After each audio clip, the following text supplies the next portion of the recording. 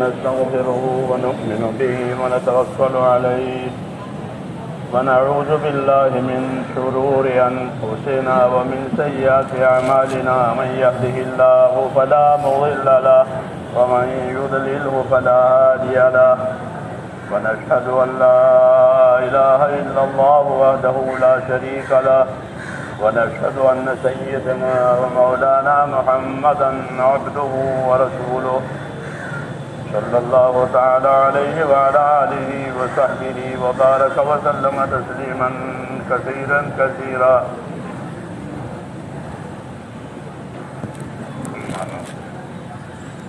میرے پیارے بھائیو، ابھی جو حضرات کھڑے ہیں وہ بیٹھ جائیں تو اچھا ہے. تماشا نہیں بنانا ہے، عمل بنانا ہے. تماشا ہوتا ہے ہمارے لوگ کھڑے بھی دیکھتے ہیں، ادھر بھی دیکھتے ہیں، ادھر بھی، وہ تماشا ہے.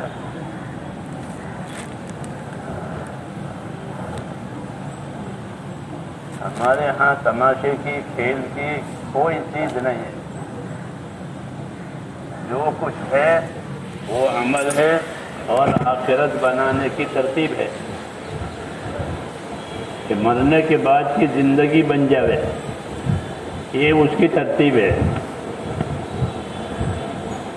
اس لیے یہ درخواست ہے کہ بیٹھ کر کے بات سنیں، تو نیت کے ساتھ بات سنیں. یہ نیت سے نماز پڑھیے، نیت سے بات سنیں.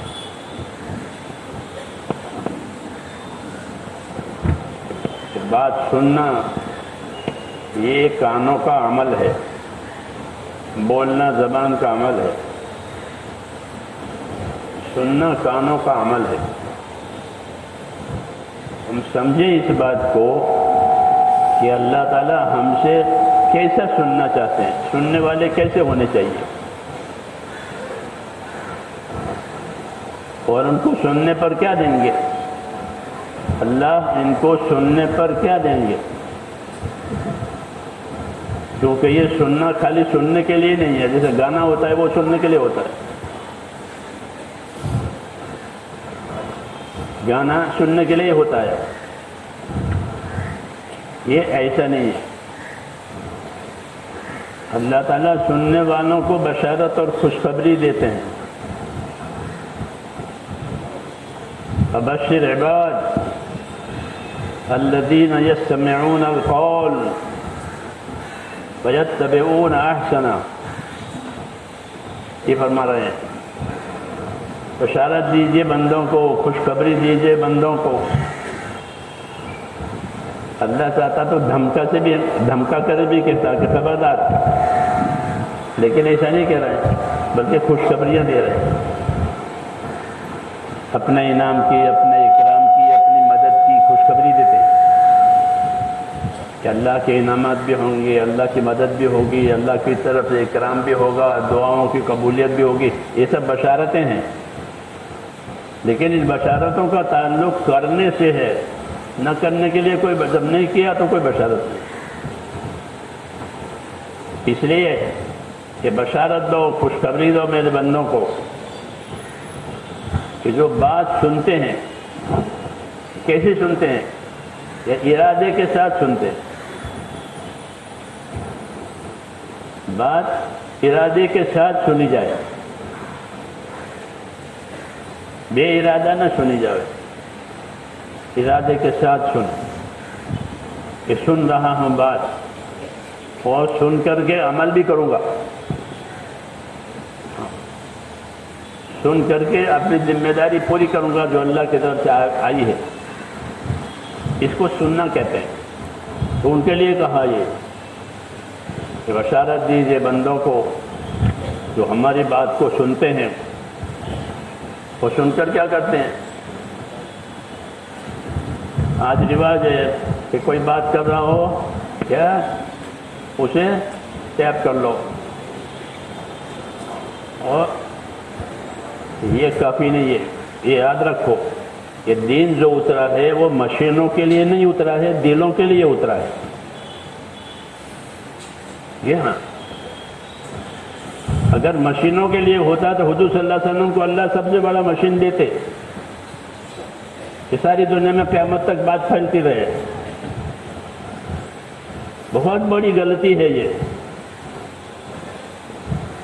کہ دین مشینوں میں نہیں، دل کہاں؟ دلوں میں. جو بات دلوں میں ہوگی وہ قبر میں جائے گی، یاد رکھو. جو بات دلوں میں ہوگی وہ قبر میں جائے گی. ایمان ہوگا تو ایمان قبر میں جائے گا، کفر ہوگا کہ کفر اس کی قبر میں جائے گا، نفاق ہوگا تو نفاق اس کی قبر میں جائے گا، شرک ہوگا شرک اس کی قبر میں جائے گا.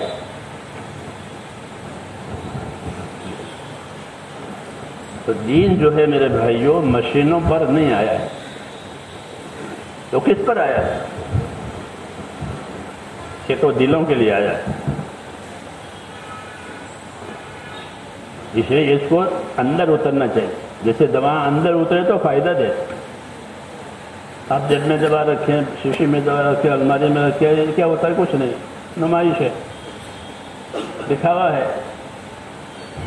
تو دوا کہاں جانی چاہیے؟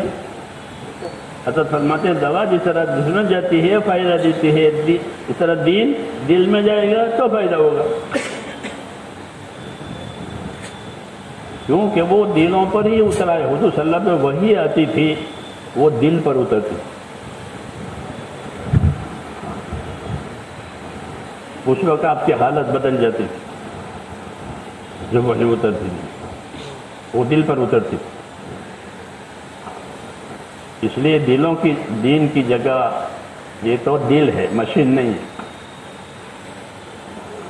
آج یہ ہو گیا اور پھر وہ مشین کھو گیا تو وہ کام بھی، وہ بات بھی کھو گئی.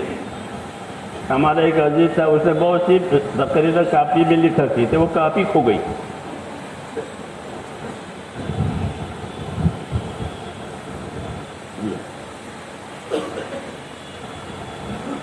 اس لیے یہ بات یاد رکھو کہ دلوں کے لیے دین اترا ہے. ایمان دل میں ہوتا ہے، سچائی امانت داری یہ بھی دل میں ہوتی ہے، جھوٹ اور بے ایمانی یہ بھی اندر ہوتی ہے. اسی کو لے کے آدمی جائے گا جو اندر ہے. وہ اندر کیسے اترے اس کے لیے یہ محنت دی ہے کہ جب اس کی محنت کرو گے تو اندر اترے گا. کیا اترے گا؟ اندر یقین اترے گا. کیا اترے گا؟ اندر یقین اترے گا کہ اس سے یہ ہوگا. یقین اتارنے کے لیے اللہ نے محنت پیدا کی ہے. جس کام کی محنت کرے گا آدمی اس کام کا یقین اس کے اندر اترے گا. اس لیے محنت ہے. یہ لوگ اس کو باتوں سے سمجھنا چاہتے ہیں، باتوں سے تو سمجھ تھوڑا ہے لیکن محنت سے زیادہ سمجھ میں. جو معذور گونگے ہوتے ہیں وہ ان کو کام سمجھ میں آ گیا. ہاں کام سمجھ میں آ گیا، وہ کام کرتے ہیں اور ملکوں میں جا کے کام کرتے ہیں. کیوں؟ کہ ان کے دل میں بات اتر گئی، وہ بات نہیں کر سکتے.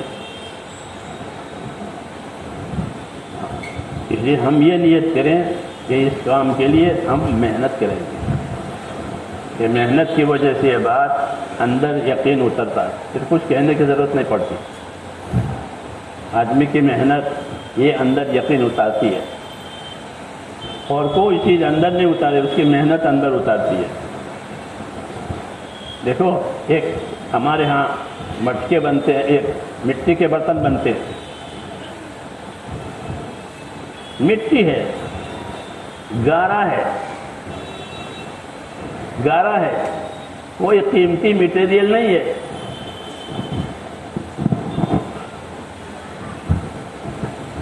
کوئی قیمتی مٹیریل نہیں ہے، گارا ہے، لیکن اس نے اپنی محنت اس پر لگائی. ایک مٹکا تیار ہو گیا، ایک سراہی تیار ہو گئی. آدمی کی محنت سے شکلیں بنتی ہے، حضرت فرماتے تھے لوگوں کی محنت سے باہر شکلیں بنتی ہے. ایک مٹکا تیار ہو گیا، ایسے 100 مٹکے بنا دیے، 100 گھڑے بنا دیے اپنی محنت سے. اب مال تیار ہو گیا. یہ کمار قرضدار تھا مثال کے طور پر، قرضے والا آیا کہ آپ نے دکان کا وہ بل ابھی تک نہیں دیا. یہ کہے گا دکان کا بل ابھی تک آپ نے دیا نہیں ہے، تو وہ اس کو بتائے گا دیکھو جی یہ مال ہے، یہ 100 مٹکے ہیں، یہ 100 ہیں، یہ جیسے ہی مل جائے گی آپ کے پیسے دودھ سے دھو کر دوں گا، پانی سے نہیں، دودھ سے دھو گا، یعنی پوری. کیوں کہ اس کو اپنی اس محنت کی وجہ سے اس کا یقین ہو گیا ہے کہ اب یہ میرا مال ہے، اب مٹی نہیں ہے، یہ میرا مال ہے اور اس مال سے مجھے کچھ ملے گا. اگر یہ یقین نہ ہو تو کبھی نہ بناوے کہ مٹی ہے، ایک شکل سے دوسری شکل میں آ گئی ہے. گارا تھا تو گاگر بن گئی، گارا تھا تو مٹکا بن گیا. لیکن نہیں، اس کی محنت سے جس طرح مٹکا تیار ہوا ہے، گاگر تیار ہوئی ہے، اندر یقین بھی تیار ہوا ہے. اگر یقین اندر نہ ہو تو کام نہ کرے، یہ پکی بات ہے، پکی بات ہے. اس لیے میرے دوستو، اصل دین تو اندر کا ہے، جس کا دل کا، کہ اندر اللہ تعالیٰ کا تعلق پیدا ہو جائے. دعوت کہ محنت کرو کہ اندر اللہ تعالیٰ کا تعلق پیدا ہو جائے، اللہ کا یقین پیدا ہو جائے کہ میرا اللہ ہے، میرا اللہ ہے اور وہ مجھ پر مہربان ہے. اس نے سب سے پہلے اپنا تعارف اپنی مہربانی سے کرایا ہے.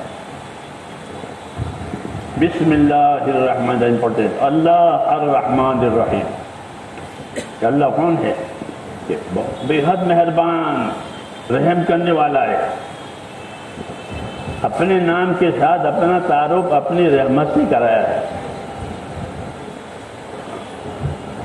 اس لیے تقاضا ہے کہ اللہ رحم کرے گا، اس کا یقین کرو. اور وہ ہر چیز کا مالک ہے، اس کے ہاتھ میں ہر چیز ہے، ہر چیز اس کے قبضے میں، کسی کے قبضے میں کچھ نہیں. نفع دینا، نقصان دینا، عزت دینا، ذلت دینا، حالات بنانا، حالات بگاڑنا، یہ کس کے ہاتھ میں ہے؟ کہ یہ صرف اللہ کے ہاتھ میں. اللہ اسی کو کہتے ہیں جو سب کچھ کر سکے. تو اللہ نے میرے دوستوں ہم کو یقین دلایا ہے اپنی رحمتوں کا کہ میں رحم کرنے والا ہوں، مہربانی کرنے والا ہوں. اور دلیل کہ تم کو روزی دیتا ہوں، تم کو حیات دیتا ہوں. اللہ روز زندگی دیتے ہیں، روز نیا دن آتا ہے ہمارا، ایک ایک دن کا ویزا ملتا ہے، ایک ایک دن کا ویزا ملا. آج کا ویزا ملا ہے، صبح کے پتہ نہیں صبح کا. اس لیے مسنون دعا ہے الحمدللہ الذی احیانا بعد ما اماتنا والیہ النشور. یہ دعا کب پڑھتے ہیں؟ کب پڑھتے ہیں؟ جب نیند سے اٹھے، جب شکر ادا کر رہے ہیں دعا میں اے اللہ تیرا شکر ہے کہ مجھ کو تو نے موت کے بعد زندہ کر دیا. کیونکہ موت اور نیند ایک سی ہے. جی ہاں، آدمی مر جاوے تو اس کا مال اس کے وارث لے لیتے ہیں، آدمی سو جاوے تو اس کا مال چور لے لیتے ہیں.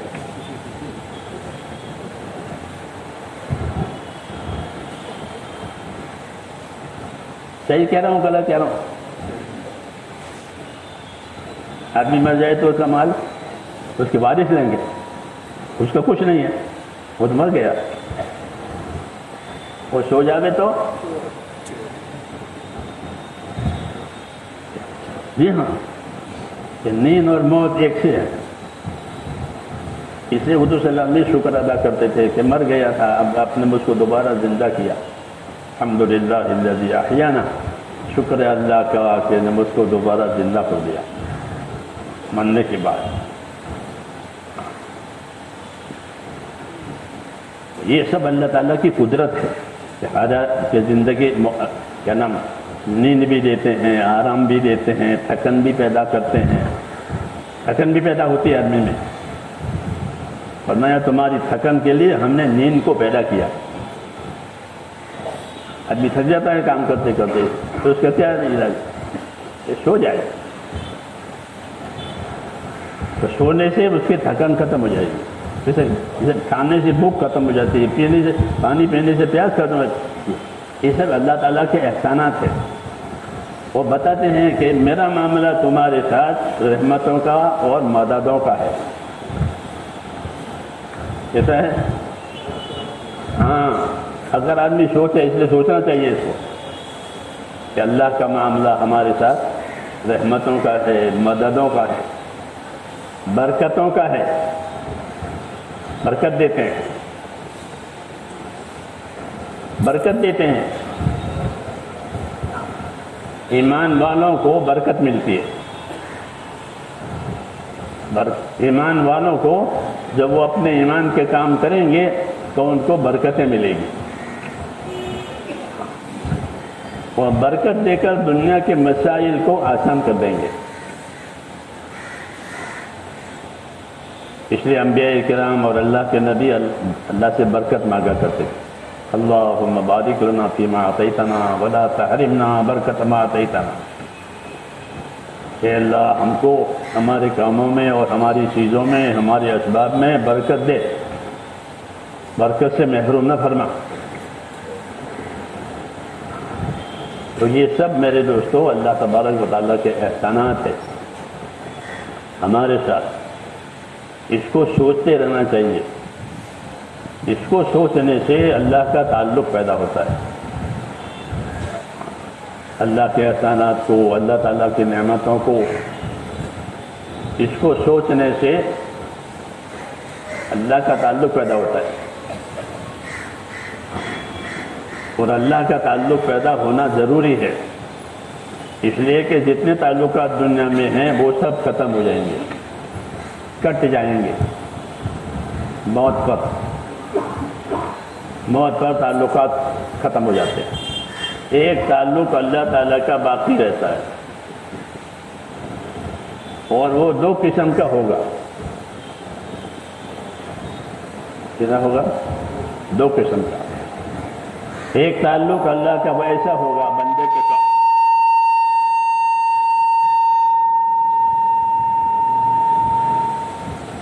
کہ اللہ اس سے راضی ہے، رضا کا تعلق۔ جیسے رشتہ دار ہوتے ہیں، بعض رشتہ دار ناراض ہوتے ہیں، بعض رشتہ دار راضی ہوتے ہیں۔ رشتہ داروں میں دو تعلق ہوتے ہیں۔ ایسے بندوں کے اللہ سے دو تعلق ہوتے ہیں۔ ایک تعلق کہ اللہ راضی ہے، اللہ خوش ہے ان کی زندگی گزارنے سے، اور ایک تعلق ہے کہ اللہ ان سے ناراض ہے کیونکہ انہوں نے اللہ تعالیٰ کو ناراض کیا۔ یہ دونوں تعلق ہوتے ہیں، اور ہر آدمی یہ تعلق لے کر کے اللہ کے پاس جاتا ہے۔ اسے دو قسمیں ہو جاتی ہے، دائیں والے اور بائیں والے، ماننے والے اور نہ ماننے والے، قبول کرنے والے اور نہ قبول کرنے والے۔ یہ دو قسمیں ہو جاتی ہے۔ اس لیے ہم کو اللہ تعالیٰ نے میرے دوستوں دعوت دی ہے کہ ہم اللہ تعالیٰ کے حکموں کے ماننے والے بنیں، اور اسے تعلق عبادت اور بندگی کا قائم کریں۔ اللہ سے ہمارا تعلق عبادت اور بندگی کا ہے کہ ہم اللہ تعالیٰ کے بندے ہیں، اور عبادت کی ہم پر ذمہ داری ڈالی ہے۔ عبادت کا اثر یہ ہوگا کہ عبادت کی وجہ سے مدد آئے گی، دنیا میں بھی اور آخرت میں بھی۔ پڑھتے ہیں سورہ فاتحہ میں ایاک نعبد و ایاک نستعین، ایاک نعبد و ایاک نستعین۔ اس کا مطلب یہی ہے کہ اللہ ہم تیری ہی عبادت کریں گے اور تجھ ہی سے مدد لیں گے، دوسرا کوئی مددگار نہیں ہے۔ مدد کرنے والا کون ہے؟ کہ مدد کرنے والا صرف اللہ ہے اور کوئی نہیں۔ اگر اللہ مدد کرے پھر کوئی کسی کی ضرورت نہیں ہے، اللہ مدد نہ کرے تو کسی کی مدد کام نہیں آئے گی۔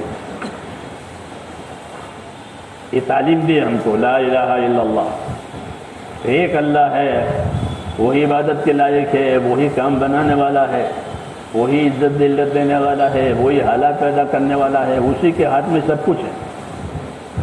اس کو بار بار سوچنا چاہیے کہ اللہ کے ہاتھ میں ہے، کیوں گھبراہیں، کیوں پریشان ہو، کیوں ڈریں؟ مسئلہ کس کے ہاتھ میں ہے؟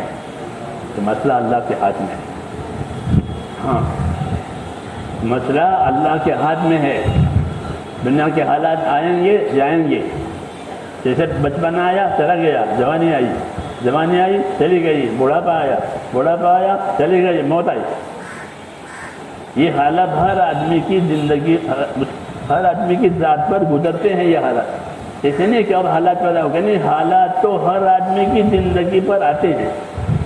پہلے بچپنا تھا، پھر وہ گزر گیا، پھر جوانی آئی، پھر وہ گزر گئی، پھر بڑھاپا آیا، وہ بھی گزر گیا، پھر موت آ گئی۔ یہ نہیں کہ آج حالات آئے ہیں، کہ حالات تو ہے ہی ہے۔ ہاں، ہماری زندگی حالات سے دوچار ہے، اسے نہیں گھبرانا چاہیے۔ جی ہاں، اتنی بات ہے کہ حالات میں اللہ کو ناراض نہیں کرنا چاہیے۔ کیا نہیں کرنا چاہیے؟ کہ کوئی بھی اللہ تعالیٰ کو ناراض نہ کرے۔ اللہ ہم کو اس سے ڈراتے ہیں کہ دیکھو میری ناراضگی سے بچو، وَيُحَذِّرُكُمُ اللَّهُ نَفْسَهُ وَاللَّهُ رَءُوفٌ بِالْعِبَادِ، کہ اللہ تمہیں اپنی ذات سے چوکنا کرتے ہیں، خبردار خدا کے گناہ میں مت آؤ، خدا کے قصور میں مت آؤ، تاکہ اللہ ناراض نہ ہو۔ اللہ ناراض نہیں ہے اور اللہ راضی ہے کہ آدمی کامیاب ہو گیا، کیوں کہ اس کے ہاتھ میں سب کچھ ہے۔ اس لیے اللہ تعالیٰ نے ہم کو اپنی قدرت دکھائی ہے، آسمانوں کو قدرت سے بنایا، زمینوں کو قدرت سے بنایا، پہاڑوں کو قدرت سے بنایا۔ جی ہاں، پہاڑوں کو قدرت سے، کتنی بڑی مخلوق ہے پہاڑ۔ جب پہاڑ پیدا کیے تو فرشتوں نے پوچھا، زمین ہل رہی تھی، زمین کو پانی پر بچھایا ہے، زمین ہل رہی تھی، جیسے کشتی ہلتی ہے نا، تو اس کو جمانے کے لیے پہاڑ لگا دی، وجعل فی الارض رواسیا، زمین میں کھونٹے لگا دی پہاڑوں کے۔ قدرت ہے یہ کہ زمین بنائی اور زمین پر دو چیزیں بنائی، ایک پہاڑ بنائے اور پہاڑ سے پانی، پہاڑوں سے ندیاں نکلتی ہے، تو ایک چلنے بہنے والی مخلوق بھی پیدا کی اور ثابت رہنے والی مخلوق بھی پیدا کی، دونوں۔ وجعل فیہا رواسیا وانہارا، جو نہر ہے پانی سے پہاڑوں سے اچلتی ہے، وہ تو میلوں تک جاتی جا کے کسی سمندر میں گرتی ہے، اور جو پہاڑ ہیں اپنی جگہ سے ہلتے نہیں ہیں۔ تو جب پہاڑوں کو پیدا کیا تو فرشتوں نے کہا کہ یہ تو بہت طاقتور مخلوق ہے، بہت زوردار، اس سے بھی زیادہ کوئی طاقتور مخلوق آپ نے بنائی ہے؟ فرمایا ہاں۔ وہ کیا کہ لوہا پہاڑ کو توڑ دے گا، لوہا پہاڑ کو توڑے گا۔ پھر پوچھا کہ لوہے سے بھی زیادہ کوئی طاقتور چیز بنائی ہے؟ کہ ہاں، آگ، وہ لوہے کو پگھل دے گی۔ آگ سے بھی کوئی طاقتور چیز بنائی ہے؟ کہ ہاں، کہ پانی، تو وہ آگ سے بھی طاقتور، آگ کو بھی فنا کرے ہو۔ کہ پانی سے بھی کوئی طاقتور چیز بنائی؟ کہ ہاں، ہوا بنائی ہے، وہ پانی کو اڑاوے، پانی کو سکھا دے۔ کہ اسے بھی کوئی طاقتور چیز بنائی ہے کہاں؟ کہ وہ کیا کہ ایمان والے کا صدقہ دینا اللہ کے لیے، یہ صدقہ جو ہے ان تمام چیزوں سے زیادہ طاقتور ہے۔ تو جو عمل اللہ تعالیٰ نے ہم کو دیے ہیں میرے دوستو وہ بہت طاقتور ہے، وہی عمل ہمارے حالات بنانے والے ہیں۔ ہاں، اللہ ان عملوں کی وجہ سے حالات بناتے ہیں، اور عمل بگڑتے ہیں پھر حالات بگڑ جاتے ہیں۔ تو حدیث شریف نے یہ بات بتائی کہ یہ سب چیزیں بے شک طاقتور ہے، پہاڑ بھی وہ بھی، لیکن اس سے زیادہ طاقتور ایمان والے کا عمل ہے، کیونکہ اس عمل کی قیمت اللہ تعالیٰ کے نزدیک بہت زیادہ ہے۔ آج ہم عمل کی قیمت نہیں جانتے ہیں، اس لیے اپنے عمل کی قدر نہیں ہے۔ جو آدمی کسی کی قیمت نہ جانے تو وہ اس کی نظر میں کچھ نہ پھینک دے، ویسے ہی تم لے جاؤ، اور جس چیز کی قیمت جانتا ہوگا اس کو سنبھالے گا، اسے فائدہ اٹھائے گا۔ اس لیے میرے دوستو دین کی دعوت میں یہ بات بتائی جاتی ہے کہ ہر مسلمان اپنے عمل کی قیمت کو سمجھے کہ اس کا عمل کتنا قیمتی ہے۔ ابھی آپ نے عصر کی نماز پڑھی ہے،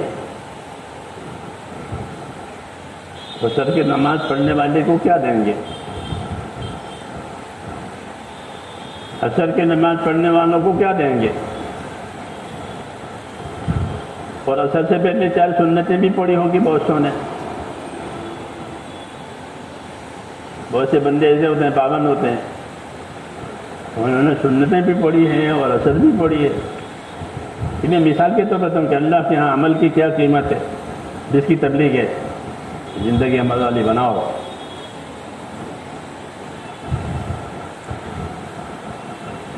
کہ عصر کی نماز پڑھی، فرمایا من صلی البردین دخل الجنہ، جو عصر فجر کی پابندی کرے وہ جنت میں جانے والا ہے۔ کیونکہ عصر مصروفیت کا وقت ہے، فجر آرام کا وقت ہے۔ اپنے آرام میں سے نکل کر، اپنی مصروفیت میں سے نکل کر ان 2 نمازوں کو ادا کرے تو وہ جنت میں جانے والا ہے۔ کہ عصر کی سنتیں بھی پڑھی ہے 4 رکعت،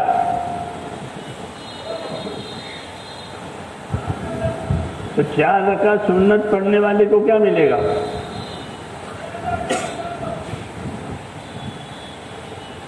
کیا رکعت سنت پڑھی؟ کہتے ہیں 4 رکعت عصر سے پہلے سنت پڑھنے والوں کو رسول صلی اللہ علیہ وسلم نے دعا دی ہے، رحم اللہ عمران صلی قبل العصر 4، اللہ اس بندے پر رحم کرے جو عصر سے پہلے 4 رکعت سنت پڑھے۔ تو ان کو روز نبی کی دعا ملتی ہے۔ یہ مثال ہے کہ اپنے عمل کی قیمت جاننا ضروری ہے۔ اس لیے کہتے ہیں لوگوں سے کہ اللہ کے راستے میں پھرو اور اللہ ہم کو کیا دینے والے ہیں یہ سنو۔ فضائل میں یہ بات بتائی جاتی ہے کہ عصر سے پہلے 4 رکعت سنت پڑھے اس کو حضور صلی اللہ علیہ وسلم کی رحمت کی دعا ملے۔ لوگ کہتے ہیں ہمارے لیے دعا کرو، ہمارے لیے دعا کرو۔ حضور صلی اللہ علیہ وسلم کی دعا روز ملتی ہے۔ کس کو؟ کہ جو عصر سے پہلے 4 رکعت سنت پڑھے، واجب تو نہیں ہے لیکن اس کو پڑھنے والے کو ضرور رحمت کی دعا حضور صلی اللہ علیہ وسلم ملے گی۔ آپ صلی اللہ علیہ وسلم نے اپنی امت کے لیے رحمت کی دعا کی کہ امت میں جو بھی بندہ عصر سے پہلے پڑھے 4 رکعت اس پر اللہ کو رحم فرما، روز رحمت کی دعا ملتی ہے۔ یہ عملوں کی قیمت کی بات میں نے کہی ہے کہ آدمی جیسے لوگ اپنی چیزوں کی قیمت جانتے ہیں، اس لیے چیزوں کو سنبھالتے ہیں، چیزوں کو بڑھاتے بھی ہیں۔ ہاں، آج دنیا میں چیزیں بڑھ رہی ہے، قیامت کی نشانی ہے مال بڑھ جائے گا، مال پھیل جائے گا۔ کیوں کہ لوگوں کے سامنے مال کی قیمت آئی، ہر آدمی یہ سوچتا ہے میں مالدار ہو جاؤں۔ ہاں، ہر ایک کا یہ ولولہ ہے کہ میں مالدار ہو جاؤں۔ حالانکہ میرے دوستو کام مال سے نہیں بنتا، کام تو اللہ کی قدرت سے بنتا ہے۔ اس لیے ہم کو مال نہیں بلکہ ایمان کی دعوت دی، لا الہ الا اللہ، کہ اللہ ہے تمہارے ساتھ، اللہ تمہارا کام بنانے والا ہے، اللہ تمہاری مشکلات کو تم سے زیادہ جانتا ہے، اللہ تمہاری ضرورتوں کو بھی تم سے زیادہ جانتا ہے۔ اس لیے اپنا تعلق اللہ سے بڑھاؤ۔ جب اللہ ساتھ ہو جائیں گے پھر کوئی مسئلہ ہی نہیں ہے، کیوں کہ وہ قدرت سے آپ کے کام بنائیں گے، قدرت سے اپنی مدد کریں گے، اللہ کو اسباب کی ضرورت نہیں ہے۔ اس لیے میرے دوستو ہم کو دین کی نعمت دی ہے، دین ہونے کی وجہ سے اللہ ہمارے ساتھ ہوں گے، کہ اللہ قدرت سے کام بنائیں گے۔ اللہ نے تمام نبیوں کے کام قدرت سے بنائے ہیں، وہ مال لے کر نہیں آتے، طاقت لے کر نہیں آتے، کوئی دوسری، وہ اللہ کی دعوت، اللہ کا دین اور اس کا کام لے کر آتے ہیں، اور پھر ان کے کام دعاؤں سے بنتے ہیں۔ آج بھی یہی بات ہے کہ ہم کو ایک کام دیا ہے، جب وہ کام ہوگا تو اس کام کی وجہ سے پھر اللہ تعالیٰ کی مدد آئے گی۔ ہاں، اللہ کا وعدہ سچا ہے، اور اللہ کی قدرت ایسی ہے کہ وہ اپنے کام بنانے میں کسی کا محتاج نہیں۔ اس لیے اللہ تعالیٰ نے اپنی قدرت سے بڑے بڑے کام بنائے ہیں، بڑے بڑے کام بنائے قدرت سے۔ زمین آسمان تو ہم دیکھ ہی رہے ہیں جو قدرت سے بنے ہوئے ہیں، پھر ان کو چلا رہے ہیں۔ جی ہاں، چلا رہے ہیں برابر، سورج کی ترتیب، چاند کی ترتیب برابر پیدا کر رہے ہیں، اور پیدا کر کے تمام ضرورتیں دے رہے ہیں، آنکھوں کے، کانوں کے، ہاں جانوروں کو، انسانوں کو بھی۔ یہ تو قدرت ہماری ہے، ہمارے ساتھ ہے۔ ایسے میرے دوستوں جب دین آئے گا تو پھر عمل کی وجہ سے قدرت ساتھ دے گی۔ پہلی قدرت تو سب کے لیے ہے، اللہ کو مانے تو نہ مانے تو، اللہ روزی بھی دیں گے، آنکھیں بھی دیں گے، کان بھی دیں گے، وہ سب کے لیے۔ دوسرا نمبر قدرت کا کہ وہ عمل پر دیں گے، کہ اللہ تعالیٰ ایمان پر بڑی مدد دیں گے۔ میں ایمان والوں کے ساتھ ہوں، میں ایمان والوں کے ساتھ ہوں۔ تو میرے دوستو جب ہماری زندگی میں ہمارے پھر اللہ کا ہم کو ساتھ ملے گا، اللہ ہمارے حالات اپنی قدرت سے بنائیں گے، تھوڑے اسباب میں زیادہ کام ہو جائیں گے۔ جی ہاں، تھوڑی زندگی میں زیادہ عمل ہو جائے گا، کیوں؟ یہ قدرت نے ساتھ دیا ہے، قدرت نے ساتھ دیا ہے، زندگی میں برکت آئی ہے تو زندگی تھوڑی اور کام زیادہ کر دیا برکت کی وجہ سے۔ بعض بزرگ ہمارے ایسے گزرے ہیں کہ ان کی عمر 40 سال تھی، لیکن انہوں نے کام 80 سال کا کیا ہے۔ جی ہاں، عمر 40 سال کی ملی اور کام 80 برس کا۔ کیا بات ہوئی کہ ان کی عمروں میں برکت ہو گئی۔ اور اللہ تبارک و تعالیٰ میرے دوستو ایمان کی وجہ سے اور دین کی وجہ سے مددوں کا اور برکتوں کا معاملہ کرتے ہیں۔ اس لیے دعوت دی ہے کہ دین کی محنت کے ذریعے سے اپنے عمل کو بناؤ، اپنے ایمان کو ایسا بناؤ کہ جو ایمان ہمیں اللہ سے ڈراوے۔ ایسا ایمان بنانا ہے کہ جو ہمیں اللہ سے ڈراوے۔ جی ہاں، جب اللہ سے ڈراوے گا ہمارا ایمان تو پھر نافرمانی نہیں کرے گا آدمی۔ رسول صلی اللہ علیہ وسلم اللہ تعالیٰ سے اپنا ڈر مانگتے تھے کہ اللہ مجھے اپنا ڈر دے۔ ہاں، ہم ان باتوں سے بے خبر ہیں، کیوں کہ جو آدمی ڈرتا ہے وہی اپنا بچاؤ کرتا ہے۔ جو ڈرتا نہیں ہے، کہ چھوٹا بچہ وہ ڈرتا نہیں ہے، یہاں ہاتھ لگایا وہاں ہاتھ لگایا اور پھر پریشان ہو گیا۔ ہاں، چاقو سے کھیلنے لگا اور چاقو سے انگلیاں کٹ گئی۔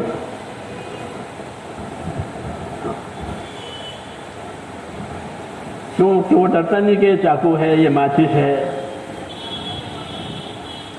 اس لیے میرے دوستو ہم کو یہ تعلیم دی ہے کہ ہم اپنا ایمان ایسا بناویں کہ وہ ایمان ہمیں اللہ سے ڈراوے۔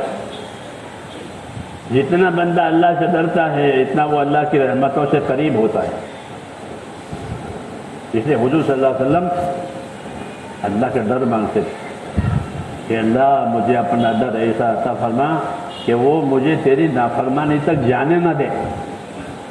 جیسے کنویں سے ڈوبنے کا ڈر ہے تو کنویں کے پاس نہیں جاتا ہے، اپنے بچے کو بچا لے گا، یہاں ڈوب جائے گا، پانی ہے.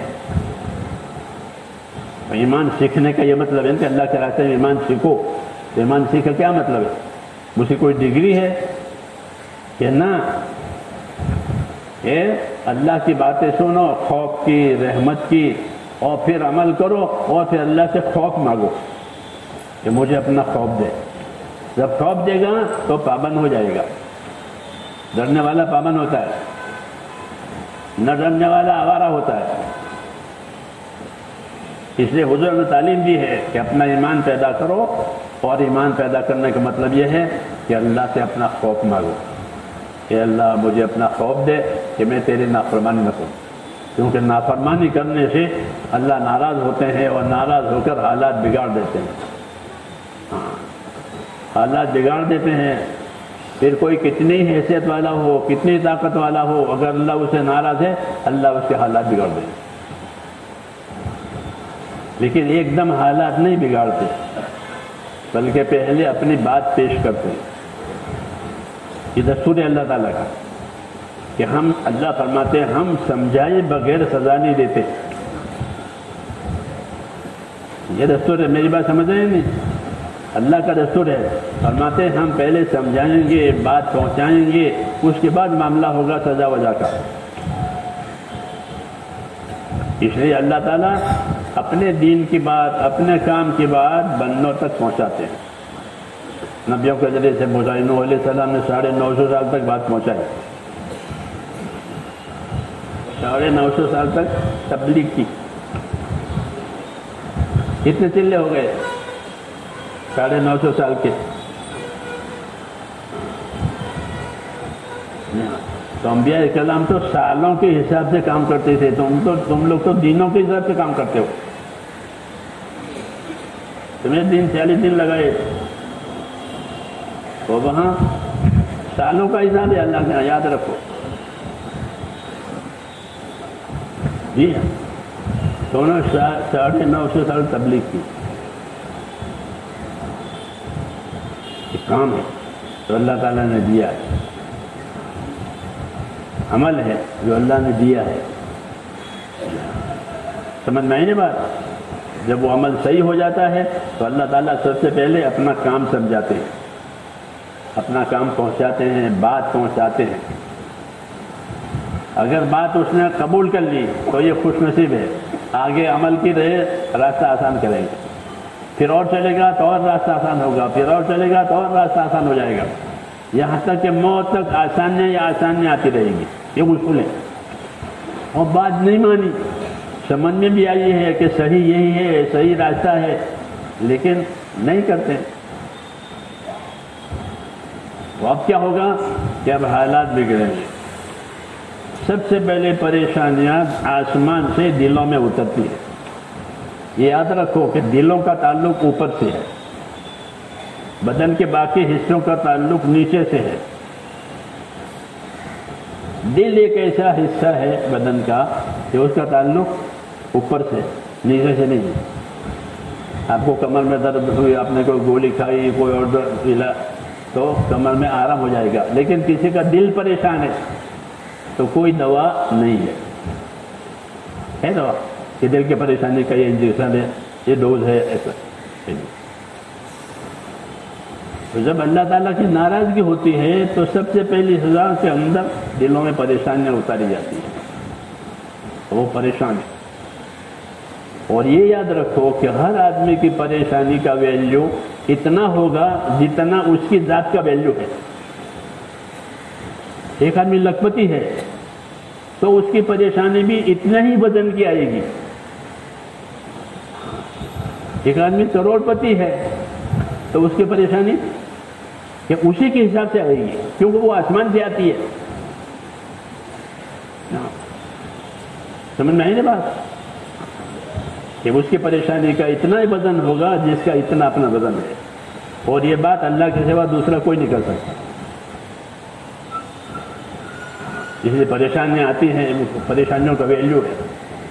حکومت والے پریشان، تجارت والے پریشان، ہنر والے پریشان. ہاں، ایسا نہیں ہے کہ اللہ تعالیٰ کے پاس طاقت نہیں ہے. جی ہاں، لیکن سزا ایک دم نہیں کرتے ہیں. یہ دستور ہے. پہلے اپنی بات پہنچائیں گے، صحیح بات بتائیں گے کہ دیکھو یہ کرنا ہے، یہ نہیں کرنا ہے. لیکن نہیں لی بات، بس آزاد ہیں. تو اب یہ ہوتا ہے کہ اب دلوں میں پریشانیاں پڑے گی. اب دل پریشان ہے، میں کیا کروں، دل پریشان. اور ہر میں جیسے میں نے کہا نا، ہر آدمی کی پریشانی کا اتنا ہی وزن اور ویلیو ہوگا جس کا اتنا اپنا ویلیو ہے. اگر کوئی ملک کا حاکم ہے تو اس کی پریشانی اسی کے بتا. فرعون نے جب موسیٰ علیہ السلام کی بات نہیں مانی، وہ یوں کہا کہ میں ملک کا مالک ہوں. اچھی بات ہے. اللہ تعالیٰ نے مصر کے ملک پر پانی بند کر دیا اوپر سے. اب پانی نہیں ہے، اور برسوں تک پانی نہیں. ایک نہیں کہ 1 سال کا قحط. وَلَقَدْ أَخَذْنَا آلَ فِرْعَوْنَ السِّنِينَ. اب اوپر سے پانی بن گئے. اب کیا کرے گا ملک؟ اور ملک کا مالک. لوگ کہتے تھے پانی میں، کیونکہ وہ اپنے آپ کو کہتا تھا کہ میں خدا ہوں، میں ملک کا مالک ہوں. تو پھر پانی کہاں سے دے گا؟ یہ مثال ہے. کیونکہ وہ مالک ملک کا بنا ہوا ہے تو اس کی پریشانی کا ویلیو اسی کے مطابق. یہ پورا ملک پانی نہ ہونے کی وجہ سے پریشان ہے. یہ مثال ہے. قرآن کریم کی باتیں سمجھنے کی ہے، میرے تو قصے سننے کے نہیں. اور یہ سب معاملہ اللہ ہر زمانے میں کرے گا. ہر زمانے میں کرے گا. جس زمانے میں بھی لوگ اللہ سے بغاوت کریں گے تو جیسے وہ پہلے سزا دینے پر قادر تھا، آج بھی قادر ہے. آج بھی قادر ہے. اس لیے پہلے پریشانیاں دلوں میں ڈالی جاتی ہے. اب دل پریشان ہے، میں کیا کروں؟ تو فرعون پریشان تھا پانی کی وجہ سے کہ پانی نہیں ہے اور کوئی علاج نہیں ہے. کوئی علاج نہیں ہے، پانی اوپر سے بند ہے. تو ہمیشہ دنیا داروں کا یہ طریقہ ہوتا ہے کہ جب وہ پریشان ہوتے ہیں، وہ اب کوئی علاج نہیں تو چلو دینداروں کے پاس. وظیفہ بتاؤ، تعویذ بتاؤ، کوئی عمل بتاؤ، کوئی دعا دو. یہ طریقہ دنیا داروں کا ہے. آج بھی ہے، پہلے سا. جتنی غلط چیزیں ہیں وہ پہلے جو تھی وہ آج بھی ہے. یہ نہ مٹنے والے کام کردار ہیں. یہ مٹتے نہیں، یہ ہر زمانے میں چلتے ہیں. سمجھنے والے سمجھتے ہیں، نہ سمجھنے والے نہیں سمجھتے. ہر زمانے میں اب ان کی چیز پھیل ہو گئی، اپنے ہو. تو اب کیا کریں؟ تو کوئی جاؤ، کوئی اللہ والا ہو، کوئی باپو ہو، کوئی وہ ہو.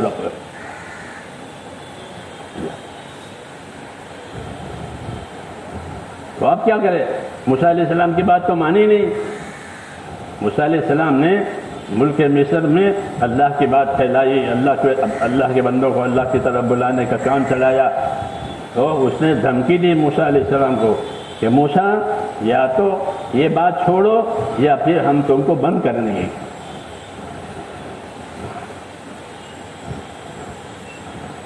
لیکن موسیٰ تو اللہ کے بھیجے ہوئے تھے، وہ تو اللہ کام کریں گے. تو اللہ کی بات پہنچی اور سمجھ میں بھی آئی لیکن قبول نہیں ہوئی. تو پھر یہ پریشانی آئی. یہ پریشانی آئی کہ پانی بند ہے، کوئی علاج نہیں. ہاں، اللہ کی پکڑ بہت سخت ہوتی ہے. تو اب کہاں جائیں؟ تو موسیٰ علیہ السلام ہی کے پاس آئے کہ موسیٰ، کیونکہ وہ پہچانتے تھے. یہ نہیں کہ انجانے تھے. آج بھی میرے دوستوں باطل والے جانتے ہیں کہ صحیح یہی ہے. ہاں، کوئی ڈھکی چھپی ہماری بات نہیں ہے. سب کہ صحیح تو یہی ہے مگر چلنے نہیں دینا ہے. ابو جہل بھی یہی کہتا تھا کہ صحیح تو انہی کا ہے مگر ہم چلنے نہیں دیں گے، چودراہٹ ہماری ہے. ہاں، اس کو ضدی اور عناد والے کہتے ہیں. ضدی. اور ہر زمانے میں اللہ تعالیٰ نے ضدی لوگوں کو نامراد بنایا ہے. یہ اللہ کا دستور ہے. کبھی دیر سے کبھی سویر سے، لیکن ضدی نامراد ہوں گے، یہ طے ہے۔ وخاب کل جبار عنید،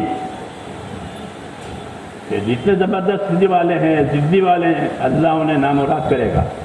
اس لیے کوئی اللہ کے کام میں ضد نہ کرے، بات قبول کرے۔ اللہ کا فیصلہ زبردست ہوتا ہے، کوئی اپیل نہیں ہوتی۔ تو پانی بند ہو گیا، اب کہاں جائیں؟ تو موسیٰ علیہ السلام کے پاس آئے۔ تو جانتے تھے یہ موسیٰ اللہ کا نبی ہے اور یہ دعا کرے گا تو کام بنے گا۔ یہی دنیا داروں کا طریقہ ملتا ہے، ان کا طریقہ یہی ہے کہ اب چلو کسی کے پاس کوئی تعویذ ملے، کوئی ملے، کوئی دعا درود۔ نبی ہوتا ہے، نبی کرم موسیٰ علیہ السلام نے دعا مانگی، پانی برس گیا، کام ہو گیا۔ جب کام ہو گیا تو اب بات قبول نہیں کی اور یوں کہا کہ ہمارے ملک میں مصر میں تو پہلے سے خوشحالی تھی، اچھے حالات تھے، جب سے تم لوگ آئے ہو تب سے ہمارے ملک کے حالات بگڑ گئے ہیں۔ قالوا انا تطیرنا بک، یہ قرآن شریف میں ہے، کیونکہ مصر ایک خوشحال ملک ہے، چاول کی پیداوار، روئی کی پیداوار، یہ جغرافیائی بات میں کر رہا ہوں، بہت ہوتے آج بھی، وہاں کا کاٹن اور وہاں کے چاول مشہور ہے۔ جیسے ہندوستان کھیتی کا ملک ہے وہ بھی ایسے، کیونکہ ہم تو بہت خوشحال تھے، تمہاری وجہ سے یہ ہوا تھا، ان کو قصورا بنایا۔ یہی طریقہ ہوتا ہے ہر زمانے میرے دوستوں، لیکن اللہ اپنے فیصلے پر غالب اور قادر ہے، وہ ہوگا جو اللہ چاہے گا۔ کبھی نہیں گھبرانا چاہیے، کبھی نہیں گھبرانا چاہیے۔ جتنی حیثیتیں زمین کی لوگوں کی ہے، تجارت کی ہے، زراعت کی ہے، حکومت کی ہے، اللہ کے سامنے وہ ایک انڈے کی حیثیت رکھتی ہے، جب چاہیں گے اللہ توڑ دے گا۔ انڈا توڑنے میں کیا دل لگے؟ اور اللہ چاہے گا تو اس میں سے بچہ پیدا کر دے گا۔ اللہ حیات موت کا مالک ہے۔ ایسے ہی جتنی حیثیتیں دنیا میں ہیں لوگ اس پر فخر کرتے ہیں، اللہ کی نظر میں وہ ایک انڈے سے زیادہ حیثیت نہیں ہے۔ ہاں، لوگوں کے سامنے وہ بڑی حیثیت ہے، بڑی طاقت ہے، اللہ کے سامنے وہ ایک انڈا ہے، اللہ اسے توڑ کے رکھ دے گا جب ناراض ہوگا، اور راضی ہوگا تو پالے گا اس کو، اور اس میں جب بچہ پیدا ہوگا بڑا پرندہ بنے گا۔ ہاں، حیات موت دینا کس کے ہاتھ میں ہے؟ ہاں، حالات بنانا کس کے ہاتھ میں ہے؟ یہ سکھایا ہے ہم کو کہ جب تمہارا اللہ تم سے راضی ہوگا، تمہارے حالات اپنی قدرت سے بنائے گا، نہیں تو اپنی قدرت سے حالات بگاڑیں گے۔ دلوں میں پریشانی آئے گی، اگر توبہ نہیں ہوئی تو اسباب میں پریشانی آئے گی۔ یہ طریقہ ہے، یہ طریقہ ہے کہ دل کی پریشانیوں کا علاج توبہ کرنا ہے، واپس آنا ہے اللہ کی طرف۔ موسیٰ علیہ السلام یہی کہتے تھے اسے کہ تو توبہ کر، یہ حالات ٹھیک ہو جائیں گے۔ وہ بات مانی نہیں اپنے غرور میں۔ آج بھی یہی بات ہے کہ حال بگڑ گیا ہے کہ توبہ کرو، اللہ سے معافی مانگو، اپنا راستہ جو غلط ہو گیا اسے واپس آؤ۔ یہ سب کو ہے تو کہ اللہ نے جس طرح اپنی قدرت سے بگاڑا ہے اپنی قدرت سے بنائے گا، تمہیں کچھ کرنے کی ضرورت نہیں ہے، اللہ کریں گے، بشرطے کہ اس کا حق ادا ہو جائے۔ حضور صلی اللہ علیہ وسلم فرماتے تھے کہ من اصلح ما بینہ و بین اللہ اصلح اللہ ما بینہ و بین خلقہ، کہ جو لوگ اپنا اور خدا کا معاملہ ٹھیک کر لیں گے تو اللہ ان کا اور مخلوق والا معاملہ ٹھیک کر دے گا۔ یہ قاعدہ کلیہ ہے، جو لوگ اپنا اور خدا کا معاملہ ٹھیک کر لیں گے تو اللہ ان کا اور مخلوق والا معاملہ ٹھیک کر دے گا۔ جی ہاں، ایک ہی راستہ ہے، ایک ہی اللہ ہے، ایک ہی فیصلہ ہے، اللہ کا کوئی شریک نہیں ہے، اس کے جیسا اور کوئی نہیں ہے، اور اس کے فیصلے کو کوئی بدل نہیں سکتا ہے۔ اس لیے ہم کو میرے دوستو ایمان کی محنت میں اللہ کی طرف متوجہ کیا کہ تم اللہ کی طرف متوجہ ہو جاؤ، پھر اللہ تعالیٰ تمہارے لیے اپنی مددوں کے بھی دروازے کھولیں گے، اپنی برکتوں کے بھی دروازے کھولیں گے، دعاؤں کی قبولیت بھی آئے گی، سب چیزیں آئے گی۔ کیوں کہ ساری چابیاں اللہ کے ہاتھ میں ہے، سارے خزانے اللہ کے ہاتھ میں ہیں۔ اللہ چاہیں گے تو کھولیں گے، اللہ نہیں چاہے تو نہیں کھلیں گے۔ ایک ہی بات ہے۔ اس لیے میرے بھائیوں، یہ محنت جو ہماری ہے وہ ایک تو اپنی آخرت بنانے کے لیے ہے کہ اس محنت کے ذریعے سے اپنی آخرت بناؤ۔ موت کے بعد کی زندگی، حضور صلی اللہ علیہ وسلم نے فرمایا کہ اللہ نے دنیا کو تمہارے لیے پیدا کیا ہے اور تم کو آخرت کے لیے پیدا کیا ہے، تم کو آخرت کے لیے پیدا کیا ہے۔ اسے آخرت بنانی ہے، کیونکہ مرنا ہے، پھر موت کے بعد واپس آنا نہیں ہے، وہ ہمیشہ ہمیشہ کی ہے۔ موت کے بعد ہمیشہ ہمیشہ کا معاملہ، جو ملا وہ ہمیشہ کے لیے۔ رسول صلی اللہ علیہ وسلم نے قسم کھا کر یہ بات فرمائی تھی کہ میں خدا کی قسم کھا کر کہتا ہوں کہ آدمی کے مرنے کے بعد یا تو وہ جنت میں جانے والا ہے یا دوزخ میں جانا ہے، تیسری جگہ نہیں ہے۔ اس لیے ہر آدمی سوچے کہ میں نے موت کے بعد کی زندگی لے کیا ہے۔ ہماری یہ محنت اسی کے لیے کہ موت کے بعد کی زندگی بن جائے، اس کو سیکھیں۔ آخرت کا علم ہم کو دیا ہے، قرآن، حدیث، صحابہ کے حالات، یہ آخرت کا علم ہے۔ اس سے آخرت بنے گی، جیسے دنیا کی علم سے دنیا بناتے ہیں لوگ، اس سے آخرت بنے گی۔ اس لیے کہتے ہیں کہ اللہ پر ایمان اور اللہ کی عبادت کے ساتھ اللہ کا دین سیکھو، اللہ والا علم سیکھو تاکہ آخرت بنانا آ جائے۔ جس کی آخرت بنے گی اس کی دنیا بھی بنے گی، کیونکہ دنیا سایہ ہے، آخرت اصل ہے۔ جیسے درخت کا سایہ ہوتا ہے، اگر درخت ہرا بھرا ہے اوپر سے تو یہاں سایہ پڑے گا، اور وہ ہرا بھرا نہیں ہے تو نہیں پڑے گا۔ دنیا سایہ ہے، بدلتا رہتا ہے، اور آخرت اصل ہے۔ جو آدمی آخرت کی فکروں میں رہے گا، اللہ اس کی دنیا کی فکروں میں مدد کرے گا، اور جو دنیا کی فکروں میں رہے گا، فرماتے ہیں مجھے ایسے بندوں سے کوئی لینا دینا نہیں ہے، کہیں بھی جا کے یہ مر جائے مجھے ان کی کوئی پرواہ نہیں ہے۔ یہ حدیثوں میں ہے کہ انہوں نے اپنی فکر صرف اپنی دنیا بنانے کی ہے کہ مجھے ایسوں سے کوئی لینا دینا نہیں ہے، کہیں جا کے وہ ہلاک ہو جائے مجھے کوئی پرواہ نہیں۔ لیکن جب میرے دوست آخرت والے بنیں گے تو اللہ تعالیٰ ہمارے مسائل کو، ہمارے کاموں کو اپنے ہاتھ میں لے گا اور بنائے گا ہمارے کاموں کو۔ یہی راستہ ہے نبیوں کے ذریعے سے۔ اس محنت کا بھی یہی مقصد ہے کہ ہماری زندگی کا رخ آخرت کی طرف ہو جائے اور زندگی عمل پر پڑ جائے۔ پھر اللہ تعالیٰ آہستہ آہستہ اپنی قدرتوں کو ظاہر کریں گے۔ جیسا حضور صلی اللہ علیہ وسلم یتیم پیدا ہوئے تھے، باپ بھی مر گئے، ماں بھی، چچا بھی، اور خاندان بھی مخالف ہو گیا، لیکن سارا کام اللہ کی مدد سے ہو گیا۔ ہاں، آپ نے اپنا کام جاری رکھا ان حالات میں، اللہ حالات دھیرے دھیرے بناتے چلے گئے اور سارا کام بن گیا، یہاں تک کہ دشمن بھی دوست ہو گئے۔ سب سے بڑی بات، جو دشمن تھے وہ دوست ہو گئے، توبہ کی انہوں نے۔ اور یہی مقصد ہے، ہماری کسی سے دشمنی نہیں ہے، ہماری تو دعوت ہے کہ اللہ کی رحمت میں آؤ۔ اب جو آئے گا وہ فائدہ اٹھائے گا، نہیں آئے گا اپنا نقصان کرے گا۔ سب کے لیے حضور صلی اللہ علیہ وسلم کو رحمت بنایا ہے، لیکن آپ کی رحمت کا ظہور ہماری محنت اور ہماری زندگیوں سے ہوگا۔ لوگ حضور صلی اللہ علیہ وسلم کی رحمت ہمارے عملوں سے پہچانیں گے۔ اس لیے میرے دوستوں، ہم کو عمل کی دعوت دی ہے کہ ہم اپنے آپ کو عمل پر لگائیں اور صبر بھی کریں اور شکر بھی کریں اور ہمت بھی کریں۔ ہاں، بڑا کام ہے، آسان ہے، بڑا بھی ہے اور اس میں آسانی بھی ہے، سادہ کام ہے، غریب امیر سب کا ساتھ، لیکن کام اتنا بڑا ہے کہ اس کی وجہ سے آسمان سے مدد آئے گی۔ ہاں، ایسی بات ہے۔ اس لیے میرے بھائیوں، ارادے کرو انشاءاللہ کہ اس کام کو کرنا ہے۔ ہم اسی کے لیے پیدا ہوئے ہیں، اپنی آخرت بنانے کے لیے اس کام کو کرنا ہے۔ ہماری ذمہ داری ہے اپنے ذات کو دیندار بنانا، اپنے ماحول کو دیندار بنانا، اور سارے عالم میں دین جاوے اس کا راستہ بنانا۔ یہ تین کام ہیں۔ اپنی ذات سے دیندار بننا، کیونکہ ہر آدمی کو قبر میں اس کا دین پوچھیں گے، اپنا دین بتاؤ۔ اس لیے اپنی ذات سے دیندار بننا، اپنے ماحول کو دیندار بنانا۔ ماحول میں دینداری ہوگی تو ہم دین پر آسانی سے چل سکیں گے۔ جی ہاں، اور ماحول میں دینداری نہیں ہوگی تو مشکل پڑے گی۔ اس لیے ماحول میں بھی محنت کریں گے، مقامی کام کرو، یہ اپنا ماحول ہے، ماحول کی دینداری۔ اور تیسرا کام کہ اپنی جان مال جو اللہ نے ہم کو دی ہے وہ اس لیے دی ہے، اپنی جان مال سے ایسی فکر کریں، ایسا سوچیں کہ یہ کام ساری دنیا میں جائے اور ہر جگہ کے لوگ اس کام سے فائدہ اٹھائیں، اپنی زندگیوں کو بنائیں۔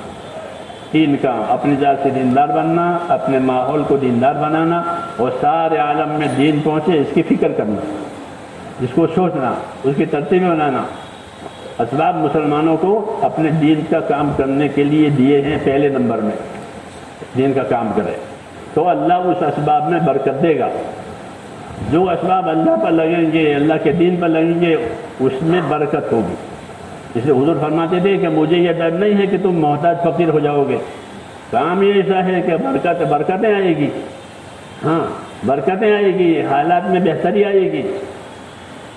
اس سے کیوں اللہ راضی ہیں، جب اللہ راضی ہیں حالات بنا رہیں گے۔ اس لیے میرے بھائیوں اس کے ارادے فرماؤ کہ انشاءاللہ یہ کرنا ہے، خود بھی اور دوسروں کے پاس جا کر کے دوسروں سے بھی کرانا ہے، مسجدوں کو آباد کرنا ہے، جان مال کو امانت سمجھنی ہے۔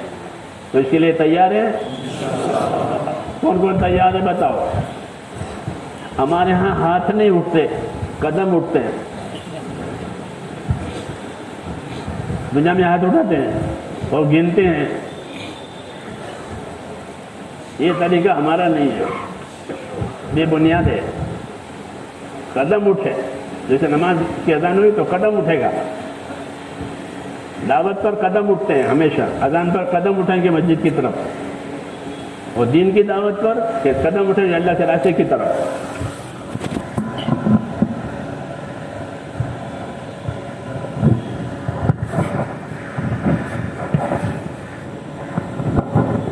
بھائی جو نقد تیار ہو کر آئیں ذرا کھڑے ہو جائیں تو ماشاءاللہ۔ نقد کون تیار ہے؟ جو کھڑے ہو جاؤ، پہلے سے بھی آئے، ابھی بھی تیار ہوئے ہیں، ابھی بات سنی ایمان بنا، ایسے کھڑے ہو جاؤ اپنی جگہ، پہلے سے بھی تیار ہو کر آئے، ابھی بھی تیار ہوئے ہیں، دل میں ارادہ اللہ نے ظاہر کر، کھڑے ہو جاؤ اپنی جگہ، کھڑے ہو جاؤ، کھڑے ہو جاؤ ماشاءاللہ، اور کھڑے ہو جاؤ، اور کھڑے ہو جاؤ ماشاءاللہ ماشاءاللہ، اور کھڑے ہو جاؤ بھائی، اور کھڑے ہو جاؤ۔ دیکھو ماشاءاللہ کچھ نئے چہرے بھی ہیں جو ابھی تیار ہوئے ہیں، اور کھڑے ہو جاؤ بھائی، پیچھے بیٹھے ہوں آگے ہوں جہاں ہوں اپنی جگہ کھڑے ہو جاؤ ماشاءاللہ۔ دیکھو وہاں بھی کھڑے، اور جہاں ہیں وہاں کھڑے ہو جاؤ بھائی، ابھی دل میں بات اللہ نے ڈالی ہو بالکل ہمت سے کھڑے ہو جاؤ۔ دیکھو ماشاءاللہ ماشاءاللہ، اور کھڑے ہو جاؤ، اور کھڑے ہو جاؤ، تیار ہو گئے وہ تو ہے، اور بھی ماشاءاللہ دیکھو نئے نئے چہرے اللہ کھڑے کر رہے ہیں ماشاءاللہ، اور بھی پیچھے بھی دیکھو ادھر بھی بہت سارے، بھائی ذرا کھڑے ہو جاؤ اپنی جگہ پر۔ ہاں یہ سب ساتھی اس طرف آ جاؤ بھائی، اس طرف، بھائی ذرا ان کو سہولت کر دو، اس طرف آ جاؤ، اس طرف ہو جاؤ بھائی، ذرا جلدی کرو بھائی، جلدی کرو، ان کو سہولت کر دو بیٹھنے والوں۔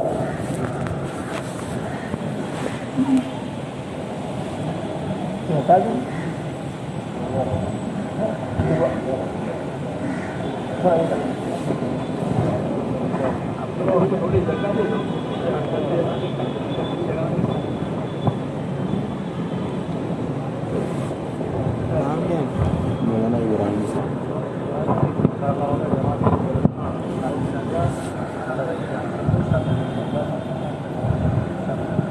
بھائی جو ساتھی یہاں پر کھڑے ہوئے ہیں، جو پہلے سے تیار ہو کے اور نقد بھی ہیں، وہ سارے کے سارے مصافحہ کر کے مسجد کے اندر کے حصے میں آ جانا۔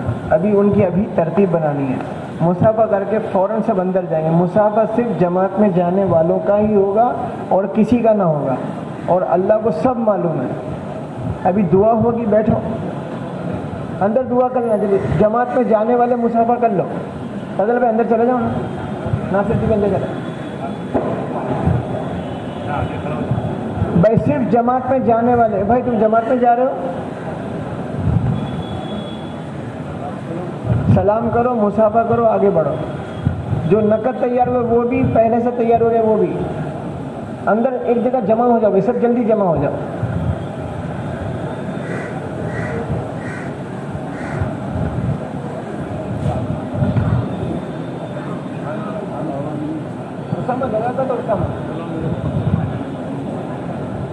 بھائی ان کو آنے کی سہولت کر دو۔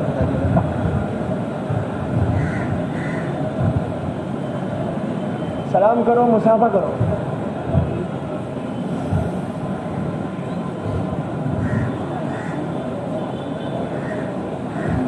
بھائی جو 3-4 دن کے بعد بھی جماعت میں جانے والے ہیں، پکے ہیں کچے، جو بھی جماعت میں جانے والے جلدی اپنی جگہ کھڑے ہو جاؤ اور جلدی سے اندر جمع ہو جانا۔ جماعت کے ساتھ دکھاؤ، جماعت کے ساتھ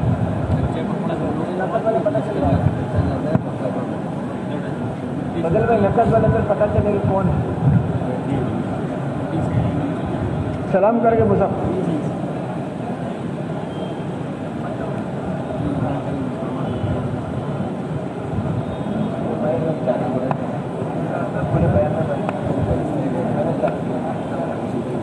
پورے بیان میں بیٹھ پورے بیان میں بیٹھ ابھی چاہتے ہیں کھڑے ہو کے میں نے کرنا. بھائی تم لوگ جماعت میں جا رہے ہو؟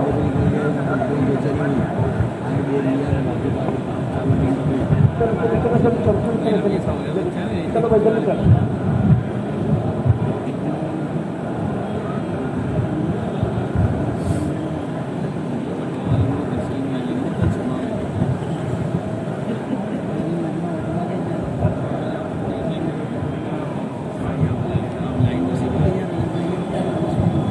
تو اب دعا ہوگی، دعا کے بعد کوئی ساتھی مسافے کے لیے آگے نہ بڑھے، نماز کی تیاری میں لگ جائے.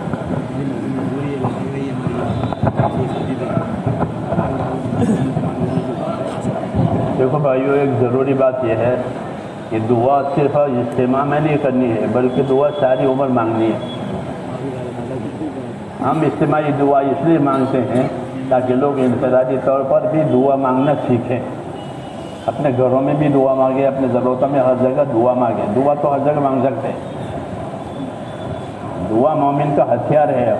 سب سے بڑی مدد تو دعاؤں سے ملتی ہے، اس لیے کہ محنت کر کے دعا والے بنو، پھر تمہارا کام دعاؤں سے بنے گا. یہ فرمایا تمہارا کام دعاؤں سے بن جائے گا. بزرگ یہ فرماتے تھے بارش آئے گی دعا سے، بیماری دور ہو جائے گی دعا سے، قرض سب دعا سے بنے گا. جب دعا والے بنے تب.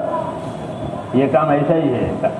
اس لیے کام بھی کرو اور اللہ سے مانگا کرو. کوئی بھی نا امید نہ بنے.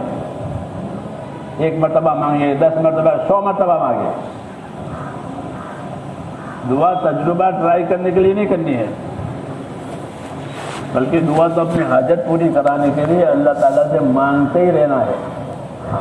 کبھی جلدی دے دیتے ہیں، کبھی کسی حکمت سے دیر سے بھی دیتے ہیں، لیکن دعا کا سلسلہ ختم نہیں ہونا چاہیے. دعا عبادت بھی ہے، حاجت بھی ہے.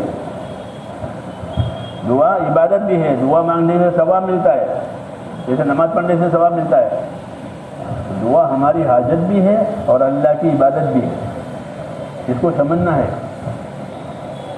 درود شریف پڑھو. اللہم صلی وسلم وبارک علی سیدنا محمد النبی الأمی وعلی آلہ واصحابہ اجمعین. ربنا اننا آمنا فاغفر لنا ذنوبنا وقنا عذاب النار.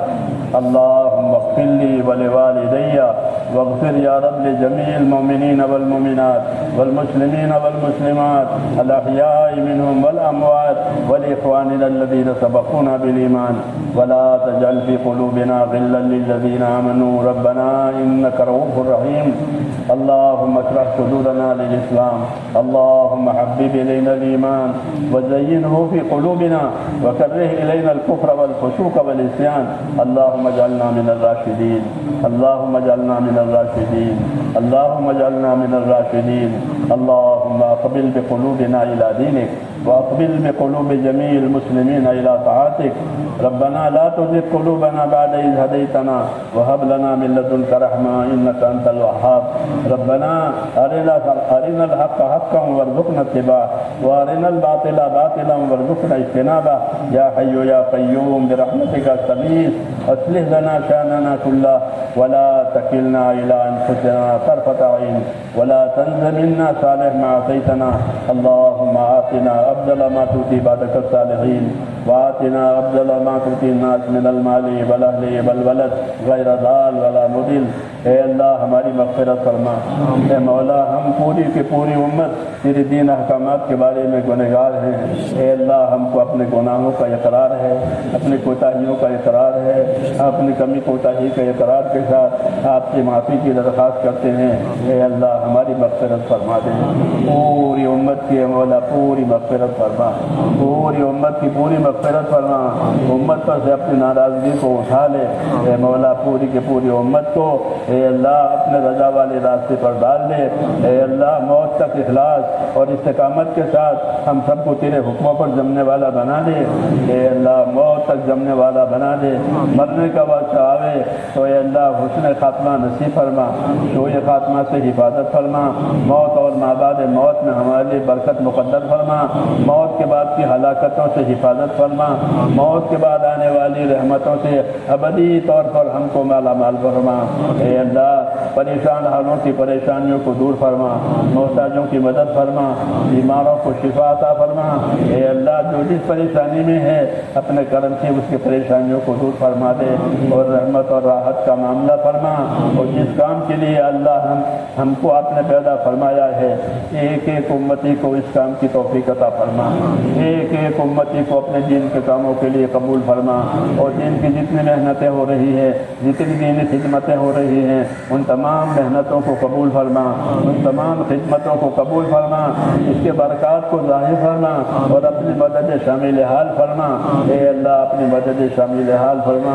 اللہم انصر من نصر دین محمد صلی اللہ علیہ وسلم واجعلنا منہم۔ اللہم اید الاسلام وانصارا، اللہم اید الاسلام وانصارا، اللہم اید الاسلام وانصارا، واذل الشرک واشرارا، اللہم اذل الشرک واشرارا، اللہم انا نجعلک فی نحورہم ونعوذ بک یا رب من شرورہم۔ اللہم من اراد بالاسلام خیرا وبالمسلمین خیرا فوفقه كل خیر، ومن اراد بالاسلام شرا وبالمسلمین شرا اللہم اکفناہم بما شئت، اللہم اکفناہم بما شئت، اللہم اکفناہم بما شئت۔ اے اللہ ہماری اور پوری امت کی پوری پوری حفاظت فرما، جانوں کی، مالوں کی، ابرو کی، دین کی، ہر چیز کی حفاظت فرما۔ اے اللہ ہر چیز میں برکت عطا فرما، عمروں میں برکت عطا فرما۔ اے اللہ ہمارے مالوں میں اور اسباب میں برکت عطا فرما، حلال پاک روزیوں کے دروازے کھول دے، حرام کے رزق سے اے اللہ ہماری حفاظت فرما، قرضداروں کے قرضے اتار دے، بیماروں کو شفا عطا فرما دے، جو جس دشواری میں اس کی دشواری کو آسان فرما دے، جنہوں نے دعاؤں کے لیے کہا لکھا ہے یا اللہ ان کی جائز مرادیں پوری فرما، اے اللہ ان کی مرادیں پوری فرما، اس میں ان کے لیے برکت مقدر فرما، آسانیاں مقدر فرما۔ اے اللہ جب مرنے کا وقت تو ایمان پر خاتمہ نصیب فرما، ہمارے لیے جنت الفردوس کا فیصلہ فرما، آخرت کے حساب کتاب کو آسان فرما، اور ہر خیر جو حضور صلی اللہ علیہ وسلم نے مانگی ہے وہ ہمیں بھی عطا فرما، اور جن شر فتنے سے پناہ چاہیے ان تمام شر فتنے سے ہماری اور امت کی حفاظت فرما۔ صلی اللہ تعالی علی خیر خلق محمد۔ سبحان ربک رب العزۃ عما یصفون۔